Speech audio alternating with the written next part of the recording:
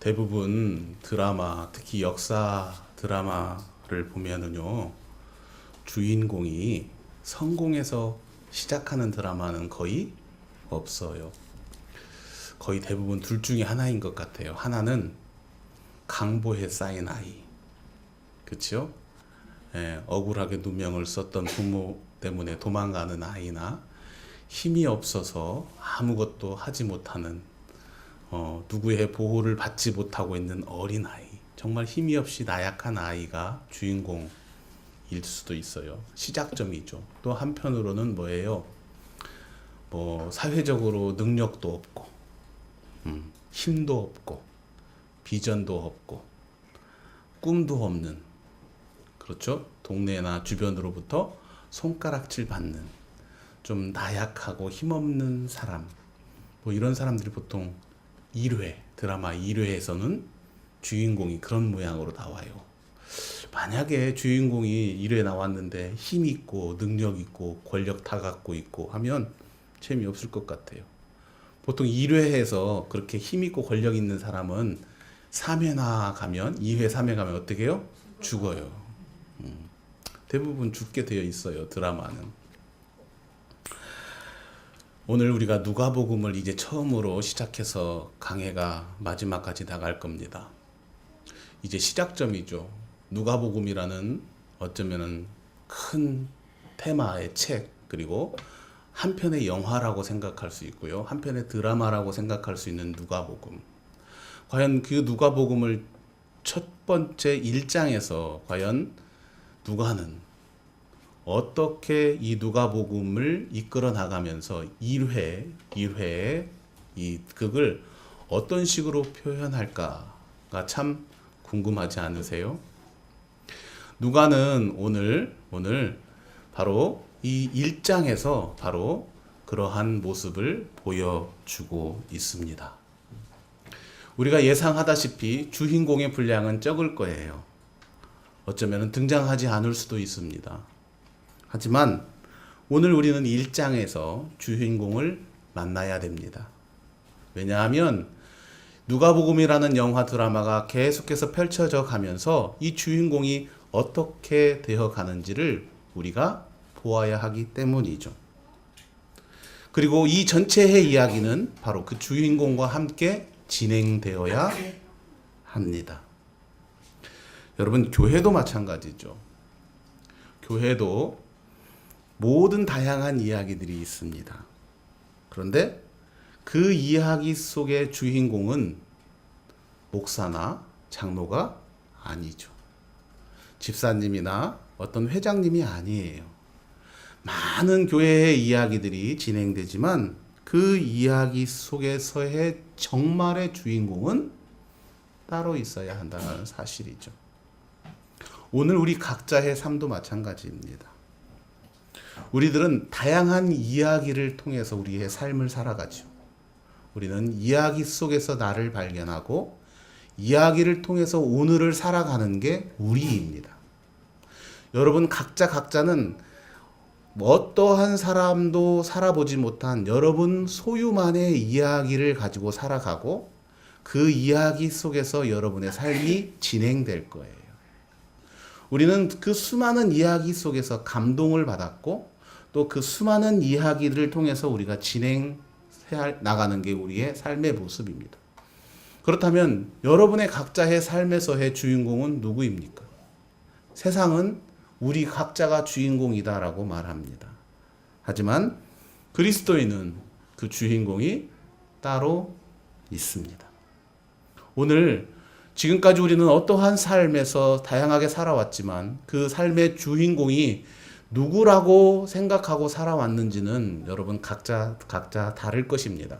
하지만 오늘 누가복음을 처음 시작하면서 우리의 삶에, 그리고 우리의 교회에, 우리 가정에, 나의 직장에, 나의 사람과의 관계 가운데 정말 주인공이 누군지를 우리가 깨닫고 그 주인공을 통해 나의 삶의 드라마의 과정을 살펴보고 내 교회, 우리 교회의 전체의 이야기를 그 주인공과 함께 볼 수 있으며 내 직장과 내 가정의 이야기를 그 주인공이 함께하는 모습으로 바라볼 수 있는 시각, 오늘 예배 시간에 그 시각을 발견할 수 있는 저와 여러분 되시기를 소망합니다.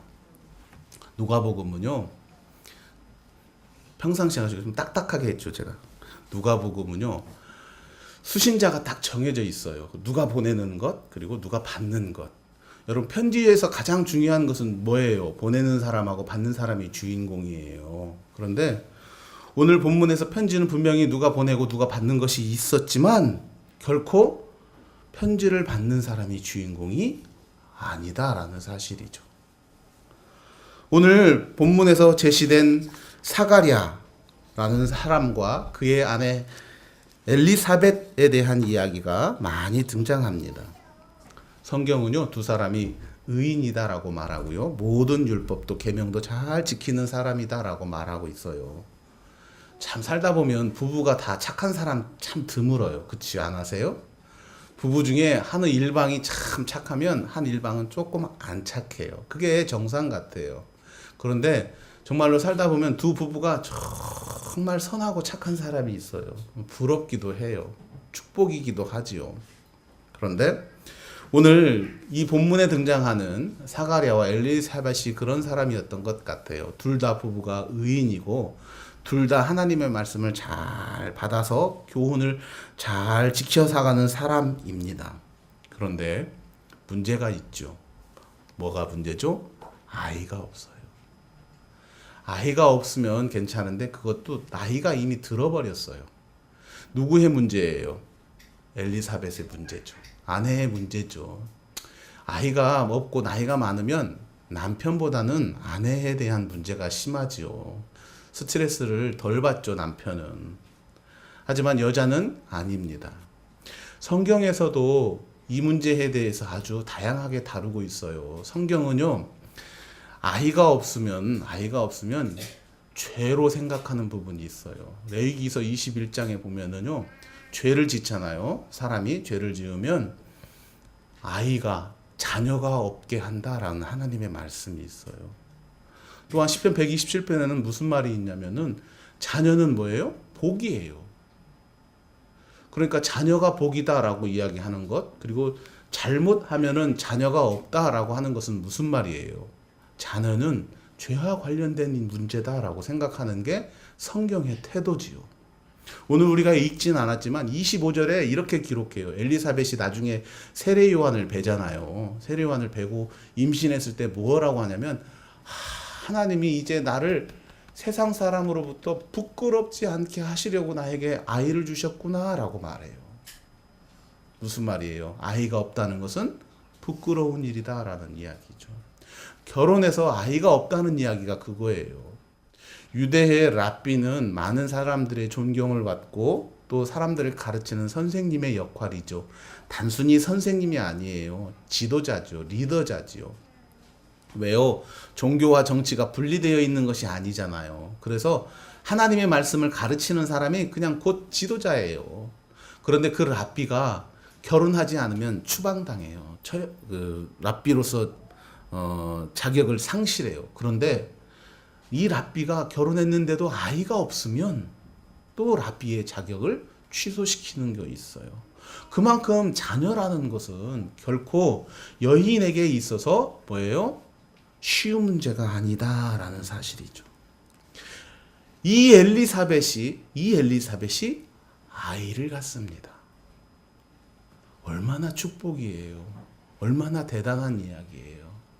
하지만 여러분, 비록 아이가 없어서 나이가 먹어서 정말 부끄럽당하고 고통스럽고 고난이었던 이 엘리사벳, 정말로 남편과 더불어 의인이었고 율례를 잘 지켰던 이 엘리사벳이 비록 하나님 앞에 간구를 해서 기도를 해서 세례 요한을 낳았지만 엘리사벳은 누가복음의 주인공이 아니에요. 비록 세례 요한을 낳았지만 의인이었고 하나님 앞에 말씀을 잘 들었고 고통스러운 가정에 하나님 앞에 기도했고 놀라운 기적을 통해서 임신을 해서 하나님 나를 부끄럽게 하지 않으셨네요. 너무 감사해요. 라고 말하고 있지만 이 여인이 누가복음에서는 그렇게 주인공이 아니다라는 사실입니다. 남편 사가랴가 제사장입니다. 제사장인데요. 부인과 똑같이 의로운 사람이었어요. 그런데 순서에 따라서 이스라엘은 24분열로 반열로 나눕니다. 레위인들을. 그래서 그 반열이 1년에 2번씩 하나님 제사장에 가서 제사장 임무를 담당해요. 돌아가면서. 그러니까 1년에 몇 번 해요? 2번 하죠. 그런데 각 한 반열마다 대충 900에서 1000명의 제사장이 존재해요. 그 중에서 제비를 뽑아서 유일하게 한 명만 하나님의 성전 안으로 들어가죠. 대단해요? 안 대단해요? 대단한 사람이죠. 1년에 딱 2사람만 가죠. 그러니까 어쩌면 평생 한 번도 하나님 제단 앞에 들어갈 수 없는 게 대부분의 사람이에요. 사가랴가 바로 그러한 하나님으로부터의 축복을 받습니다. 비록 아이는 없었지만. 그 분향단 안에 들어갔는데요. 누가 나타나요? 천사가 나타나요. 그래서 뭐라고 해요? 너 아들 있어 라고 말합니다. 평생에 살면서 한 번 분향단 안에 들어가는 것만 해도 놀라운 축복이고 기적이죠. 그런데 그 안에 들어가서 누구를 만나요? 천사를 만난다는 그 자체는 더 놀라운 기적이죠. 놀라운 일이죠. 그리고 그 천사를 통해서 아들이 있다라는 것을 듣습니다. 놀라운 일이죠. 거기에서 이야기 끝난 게 아니라 사가랴는 의심을 해요. 천사님, 그런데 정말로 당신이 우리에게 아이를 주겠다라고 말씀하셨는데 그게 정말일까요? 라고 믿지 못합니다. 천사는 사가랴에게 네가 믿지 못했기 때문에 뭐라고 해요? 너가 아들을 낳을 때까지 너의 입을 닫겠다라고 말합니다. 정말로 대단한 사가랴의 경험이고 모습 아닌가요? 하지만 사가랴가 주인공이 아닙니다. 인생에서 가장 밑에까지 내려갔던 엘리사벳이, 아이를 갖지 못했던 엘리사벳이 세례 요한이라는 아이를 배워서 나에게 부끄러움이 없게 하는 나의 인생을 만들어줬다라고 하나님 앞에 감사했던 그 엘리사벳의 인생도 주인공이 되지 못했고요. 제사장으로 평생 한 번 가보지도 못했을 것 같은 그곳에 제비로 뽑혀서 천사를 만나봤고, 그리고 천사와 거래했고, 또 믿음의 문제 때문에 입이 닫히는 놀라운 기적을 체험한 이 사가랴도 결코 누가복음의 주인공이 되지 않았다라는 사실입니다. 마리아가 등장합니다.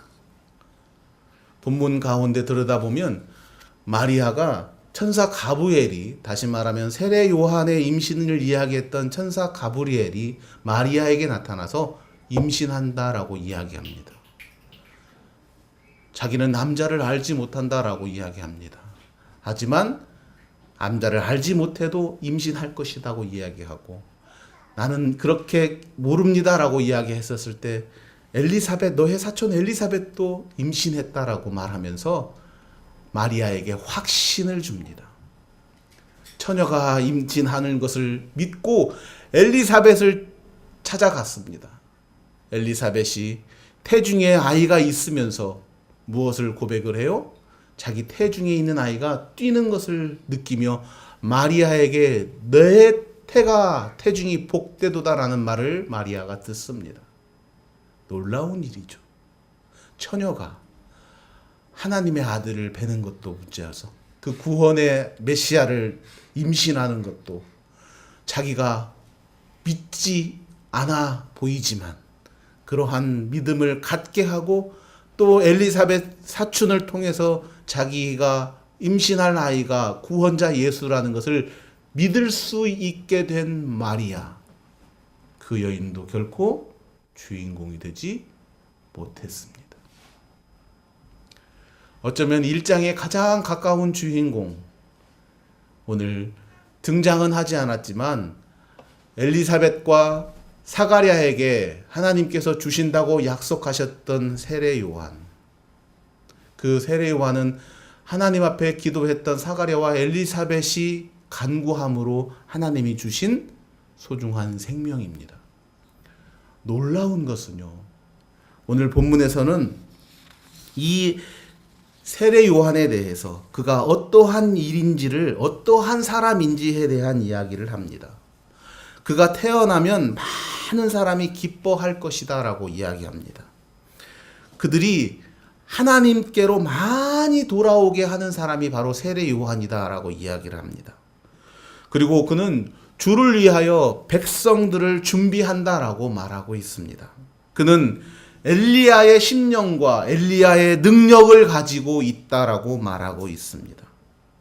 그가 많은 사람을 의인의 길로 돌아올 수 있는 준비자의 역할로 그가 올 것이다라고 말합니다. 그리고 그는 태어납니다.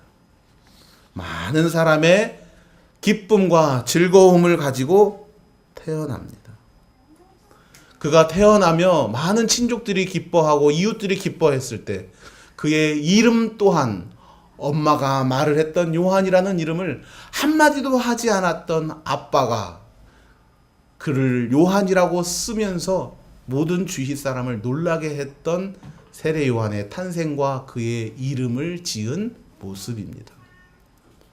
이렇게 기이하게 늙은 나이가 많이 먹었던 부모의 밑에서 결코 믿어지지 않는 방법으로 태어난 세례 요한, 그리고 그 어떠한 선지자들보다도 가장 많은 축복을 받고 엘리야의 심령과 엘리야의 능력을 가지고 태어난 세례 요한, 그리고 그가 태어나는 그 순간에도 이름을 지을 때에도 기적 같은 일이 발생한 세례 요한이지만 그가 결코 주인공은 아닙니다. 오늘 우리는 누가복음을 시작하면서 과연 이 누가복음 전체의 주인공이 누구인지 궁금해하며 그것을 찾기를 시작했어요. 아이가 없어서 고통스러웠던 엘리사벳, 나이가 먹어서 포기했던 엘리사벳에게 기적같이 찾아온 아들, 그리고 그것이 하나님 앞에 얼마나 기쁨이고 은혜인 삶을 살았던 엘리사벳. 여러분, 엘리사벳이 여러분 주위에 많으신가요? 우리의 삶 속에서 엘리사벳 같은 사람을 그렇게 찾아보기 힘듭니다. 하지만 그는 오늘 누가복음에서 그렇게 크게 주인공이 될 수 없습니다. 자신의 직업에서 놀라운 기적을 경험한 사가랴, 그도 마찬가지입니다. 예수 그리스도를 임신할 것이라고 말했고, 그리고 정말로 예수 그리스도를 낳은 마리아도 마찬가지입니다. 오늘 1장의 대부분을 차지하고 있는 세례 요한도 마찬가지입니다. 그 어느 누구도 그 한 사람 한 사람의 이야기는 기적 같고 놀랍고 처음 들어보고 정말로 주인공이 될 만한 사람들의 삶이고 인생이고 모습이었고 그러한 면면을 가지고 있지만 그들은 결코 누가복음의 주인공이 아닙니다. 오늘 우리가 누가복음에서 주인공을 찾는 예수 그리스도는 오늘 본문 가운데 제대로 얼굴 한 번도 드러내지도 않았습니다. 대사에 참여하지도 않았습니다. 그저 다른 사람들의 인물 됨됨이를 그리고 삶을 설명하면서 지나치면서 그에게 독백 형태로 소개만 하고 있습니다. 하지만 여러분, 누가복음 우리가 시작하면서 이 1장에서 여러분이 누가 주인공이냐고 말하면 엘리사벳, 사가랴, 세례 요한, 마리아로 답하지 않기를 바랍니다. 비록 대사 한마디가 없어도 아직 그 형체가 있지도 않아도 얼굴을 보지 않았어도 결코 그가 아무 일도 하지 않았고 아무 누구에게 영향을 끼치지 않았던 예수 그리스도이시지만 그가 누가복음 1장 첫 해의 주인공임은 분명한 사실이기 때문입니다. 또한 그는 누가복음 전체를 이끌어 나갈 주인공이십니다. 누가복음뿐만 아니라 우리의 삶과 성경 전체의 주인공이 되시는 분이십니다. 결론을 짓습니다. 드라마를 보거나 영화를 보면은요, 주인공을 알지 못하고 드라마를 보고 영화를 보면 영화나 드라마를 보지 않는 것과 같아요. 주인공을 모르는데 어떻게 영화를 본 것 같습니까? 주인공을 알지 못한다면 여러분 줄거리도 모르는 것과 마찬가지죠. 의미도 모릅니다. 메시지도 모릅니다. 영화를 봤는데 주인공 누구냐고 물어봤는데 대답을 하지 못한다면 시간 낭비하신 것입니다. 또한 주인공과 연결되지 않는 드라마의 내용은 결코 드라마 내용에 합당하지 않아요. 드라마에 있는 모든 내용은 여러분, 영화의 모든 내용은 누구하고 연결되어요? 주인공하고 연결되지 않는 한 단락, 한 장면도 없어요. 주인공하고 연결되지 않는 한 장면이 있습니까? 없어요. 모든 장면과 모든 이야기와 모든 줄거리는 모두가 주인공 한 사람하고 다 연결되어 있어야 돼요. 그렇지 않으면 죽은 내용이든지 잘못 쓴 드라마입니다. 여러분, 우리 교회 주인공 누구인지 알아야 합니다. 우리 교회가 이야기를 써나갈 때 누가 주인공인지 알아야 하고 그 모든 이야기 속의 중심이 누가 있어야 한지를 알아야 합니다. 여러분, 그리스도인의 가정도 마찬가지입니다. 그리스도의 가정들이 자신들의 가정의 이야기를 써내려가면서 누가 주인공인지 모르고 쓴다면 올바른 가정이 결코 아닙니다. 그 주인공이 누구인지 그 주인공과 모두 다 연결되어 있어야 합니다. 우리 직장의 주인공도 마찬가지입니다. 여러분, 우리 삶의 주인공, 내 삶의 주인공은 누구로 되어 있습니까? 오늘 우리 삶의 주인공이 누구인지를 분명히 알아야 됩니다. 우리 자신은 아닙니다. 우리는 주님 앞에 조연일 뿐입니다.